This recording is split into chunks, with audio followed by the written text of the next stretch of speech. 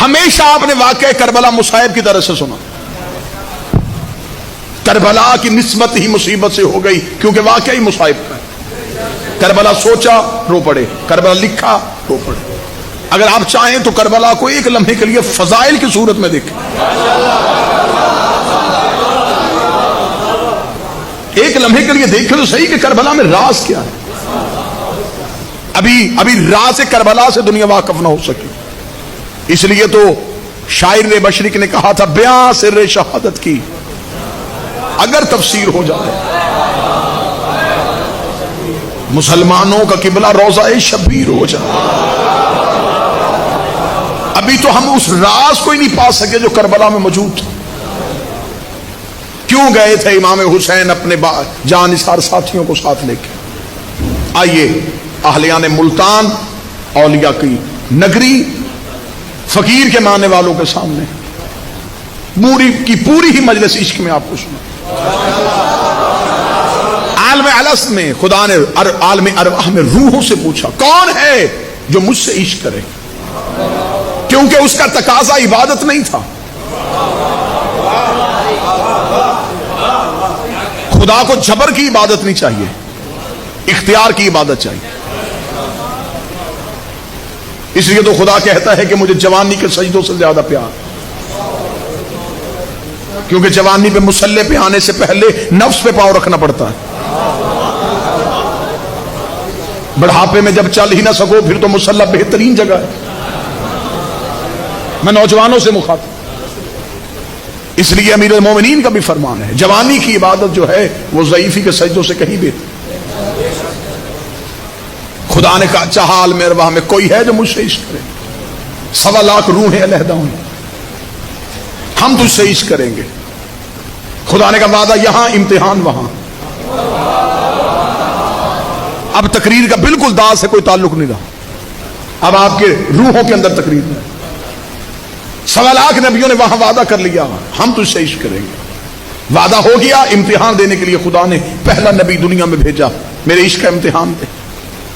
آدم عشق پروردگار کا امتحان دینا چاہتے تھے لیکن کیسے دیتے, بیٹا قاتل نکل آیا. خدا نے کہا آدم امتحان نہ دینا, جہاں بیٹا قاتل ہو وہاں عشق نہیں ہوتا. نسل میں نقص آ گیا. اگلا نبی نوح عشق کا امتحان دینے کے لیے زمین پہ آیا, بیٹا باغی نکل آیا. خدا نے کہا نوح تو بھی امتحان نہ دینا.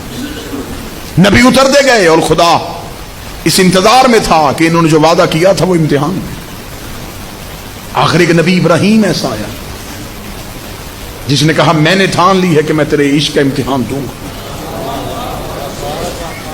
یہ بات نوجوان نسل ذہن میں رکھے, عشق کے لیے 3 چیزیں قربان کرنی پڑتی ہیں, جان مال اولاد. تینوں سے محبت ہو تو عشق نہیں ہوتا.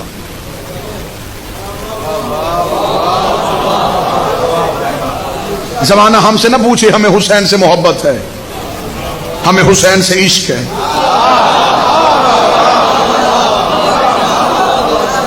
اس کی عملی تصویر دیکھنی ہو تو جان کی قیمت, کبھی زنجیر مارتا ہوا ماتمی دیکھنا,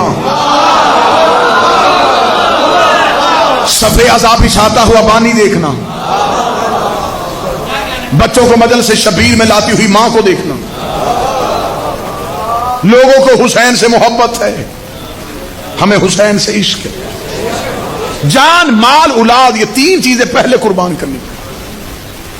ابراہیم نے بھی کہا میں قربانی دوں گا اور میں عشق کا امتحان اعلی نمبروں سے پاس کروں گا. خدا نے پہلا امتحان جان کا لیا, نارے نمرود میں چھلانگ لگانے کو کہا. یہ جان کا امتحان تھا. حضرت ابراہیم نے سوچے بغیر چھلانگ لگائی. پہلا امتحان اعلی نمبروں میں پاس. 2 امتحان باقی تھے, مال اور اولاد. خدا کی تسبیح سننے کے لیے وہ اپنے بھیڑوں کا ریوڑ ایک تسبیح سننے کے لیے دے دیا. واقعات مجھے تفصیل سے بیان نہیں کرنا, ماشاءاللہ علی بھی چہرے تشریف فرما. وہ فرشتہ پروردگار آیا تھا جو اللہ کی تسبیح پڑھ رہا تھا, خدا کا اسم سننے کے لیے پورے کا پورا مال اللہ کی راہ میں دے دیا.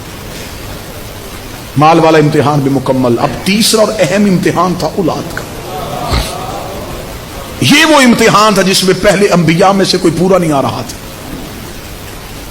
اولاد قربان کرنی تھی، اولاد قابل نہیں تھی. اس کے پاس بالکل کھرا مال تھا.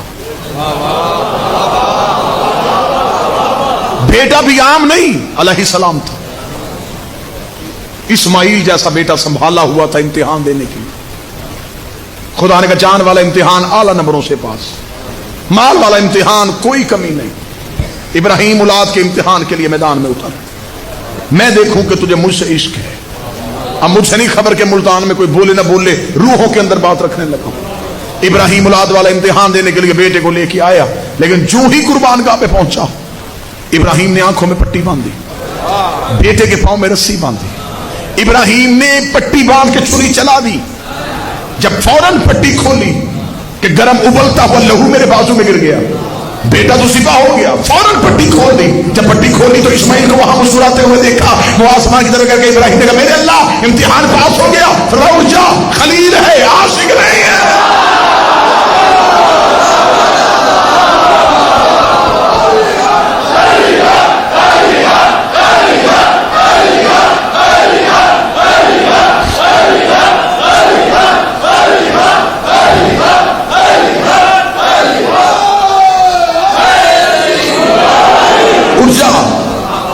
خلیل ہے.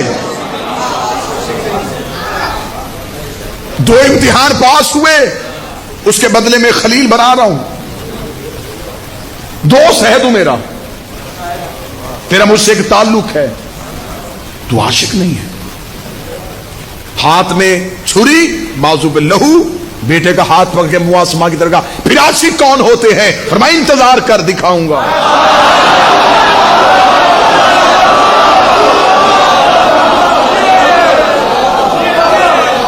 ابراہیم نے کہا پھر اگر خلیل ہے تو دوست دوست کی مانتے ہیں. میری ایک بات مان، وہ جس نے امتحان دینا اسے میری نسل میں رکھنا. جسے ابراہیم کی دعا یاد ہے،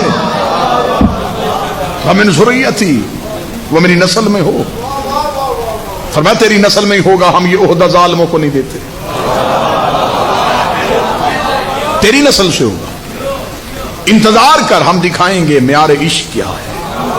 میں نے پہلے کہا تھا کربلا فضائل کی صورت میں شروع، 1.25 لاکھ انبیاء چلے گئے اور امتحان عشق ادھورا.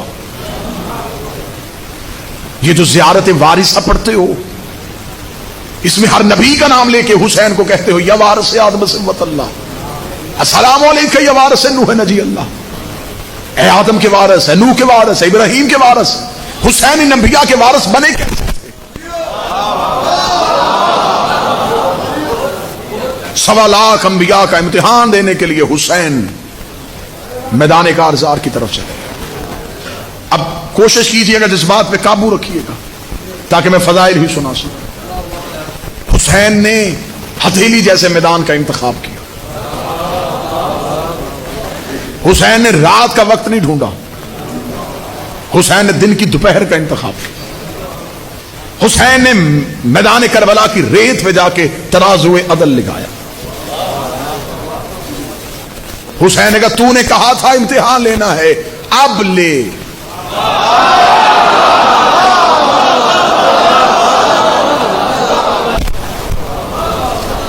جو سب سے لیا وہ مجھ اکیلے سے لے. انبیاء کربلا کے ٹیلوں پہ تھے. ایک لمحے کے لیے اپنے ذہنوں سے وہ کربلا نکالنا جو تمہارے ذہنوں پہ راسخ ہو چکی ہے کہ 9 لاکھ کا ہجوم تھا، تنہا حسین تھے، مدد مانگ رہے تھے. ذرا اس سے اپنے ذہنوں کو نکالنا. وہ 9 لاکھ کا لشکر حسین کے لیے چونٹیوں کی مثال تھا. 9 لاکھ یزیدیوں سے کیا حسین ان سے نبرد آزما تھے؟ آؤ میں اصل ہدف سناؤں حسین کا. حسین کھڑے کس منزل پہ تھے؟ حسین نے ترازو عدل لگایا. حسین نے کہا اب امتحان لے. صبح سے لے کے شام تک حسین دیتے رہے، یہ بھی لے.